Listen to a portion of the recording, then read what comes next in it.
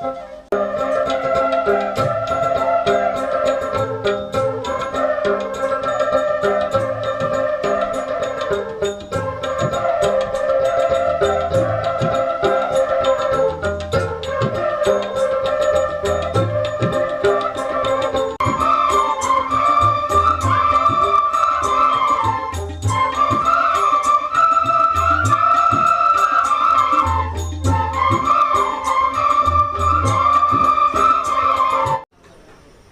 বিষয়ে মানে ইয়াতে যিমানখিনি ষ্টুডেণ্ট আহিছে গোটেইখিনি ষ্টুডেণ্ট সম্পূৰ্ণ পৰিপক্ক ষ্টুডেণ্ট অহা নাই গোটেইখিনি। কোনোবাই এনেকুৱা হৈছে কোনোবাই বাঁহীটো কেৱল ল'বলৈ শিকিছেহে, তাৰ স্বৰ এটা কোনোবাই ভালমতে উলিয়াবলৈ পৰা নাই খুব ভালমতে, কিন্তু কিছুমানে খুব ভালমতে বজাব পৰা ষ্টুডেণ্টটো আছে। গতিকে কি হ'ল, তেওঁলোকক এই আমাৰ যি বৃন্দাবন সংগীত বিদ্যালয়, বিশেষকৈ নৱ আৰু তেওঁৰ লগত কেইজনমান আছে, এইকেইজনে যি অপৰিসীম কষ্ট কৰি এই কৰ্মশালাটোৰ আয়োজন কৰিছে, তাত তেওঁলোক এটা কথাত উপকৃত হৈছে যে তেওঁলোকে অন্ততঃ আমাৰ যিখিনি এই লোকসংগীত আছে, এই লোকসংগীতখিনি তেওঁলোকৰ এটা আয়ত্তলৈ আহিব বুলি তেওঁলোকে ভাবিছে।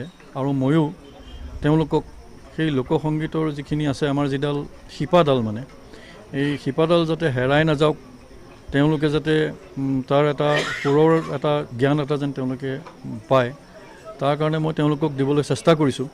কিন্তু মই এইটো কথা নকওঁ যে তেওঁলোকে সম্পূৰ্ণ আয়ত্ত কৰিব পাৰিছে বুলিও মই ক'ব নিবিচাৰোঁ, কাৰণ ন শিকাৰো আছে, তেওঁলোকে সকলোৱে বাঁহীটো খুব ভালমতে এতিয়ালৈকে শিকিব পৰা নাই। কিন্তু তেওঁলোকৰ এটা ধাৰণা এটা হ'ব যে বাঁহীটো এনেকৈ বজাব লাগে, এইটো বাটেৰে গ'লে আমি এনেকুৱা এটা আমাৰ সফলতা এটা অৰ্জন কৰিব পাৰিম। সেইকাৰণে মোৰ খুব ভাল লাগিছে। আৰু এইটো এটা পৰিৱেশ, মানে কি হয়, এনেকুৱা কৰ্মশালা মই মোৰ জীৱনত আজিৰ তাৰিখলৈকে এনেকুৱা কৰ্মশালা, বাঁহীৰ কৰ্মশালা মই কৰি পোৱা নাই। এইটো এটা মানে এটা বৰ মানে সাংঘাতিক আনন্দৰ কথা যে মৌখাইটিহেন জেগাত, এনেকুৱা ভিতৰৰ গাঁও অঞ্চলত, এই গাঁৱৰ গোটেইখিনি মানুহ লগ লাগি ইমান সহায় সাৰথি কৰি এনেকুৱা এটা অনুষ্ঠান কৰিছে, এইটো কিন্তু বৰ মানে বিৰল। কিন্তু এইটো খুব ভাল লাগিছে, এইটো কাৰণে বেছি। নমস্কাৰ, মই নৱজিৎ বৰা আৰু গ্ৰীষ্মকালীন কৰ্মশালা এবাৰ আমি আয়োজন কৰিছিলোঁ বিষয় বাঁহী বাদনৰ ওপৰত। আৰু প্ৰশিক্ষক হিচাপে আমি আমন্ত্ৰণ জনাইছিলোঁ মোৰ বাঁহীগুৰু নগাঁৱৰে দীপক কুমাৰ শৰ্মা ছাৰ ডাঙৰীয়াক, আৰু তেখেত আজি আমাৰ মাজলৈ আহিলে। আমাৰ ইয়াতে এইবাৰ বাঁহী কৰ্মশালাত বহুত বেলেগ বেলেগ জেগাৰ পৰা আহিছে। আচলতে আমি মানে কেতিয়াও কল্পনা কৰা নাছিলোঁ। আৰু ময়ে বাঁহীৰ লগত জড়িত হৈ থকা প্ৰায় 18 বছৰ 19 বছৰ হ'ল। আজিলৈকে কেতিয়াও বাঁহী কৰ্মশালা নগাঁৱত মই পোৱা নাই, মানে মই নজনাত হ'ব পাৰে বাৰু। গতিকে আমাৰ ইয়াত প্ৰশিক্ষণ ল'বলৈ বৰ্তমান 70জন নামভৰ্তি কৰিছে, 70জনে। আৰু সেই 70জনৰ ভিতৰত কিন্তু ডিব্ৰুগড় আছে, যোৰহাট আছে, দেৰগাঁও আছে, লখিমপুৰ আছে, গহপুৰ আছে, বাক্সা ডিষ্ট্ৰিক্টৰ আছে, ওদালগুৰি আছে, বকুৰ পৰা আহিছে, জাগিৰোড আছে, কাৰ্বি আংলং আছে, এনেকৈ আদিকে কৰি বহুত নতুন পুৰণি বহুতখিনি আহিছে। আৰু সকলোৱে খুব সঁহাৰি পাইছোঁ আচলতে। আৰু পৰিৱেশটো খুব ভাল হৈছে আচলতে। বাঁহীৰ কাৰণে ইমানখিনি যে ওলাই আহিছে, আৰু সকলোৱে বজাব পৰা নাই, কিছুমানে পাৰিছে, তথাপিও শিকিবলৈ যে আহিছে সেইটোৱে বহুত বেছি ভাল লাগিছে। ভবা নাছিলোঁ, কেতিয়া খুব সৰুকৈ আয়োজন কৰিছিলোঁ। মই ঘৰতে বাঁহীৰ ক্লাছ কৰোঁ, নৱফ্লুইড ক্লাছ বুলি এটা বাঁহীৰ ক্লাছ প্ৰতি দেওবাৰে কৰোঁ।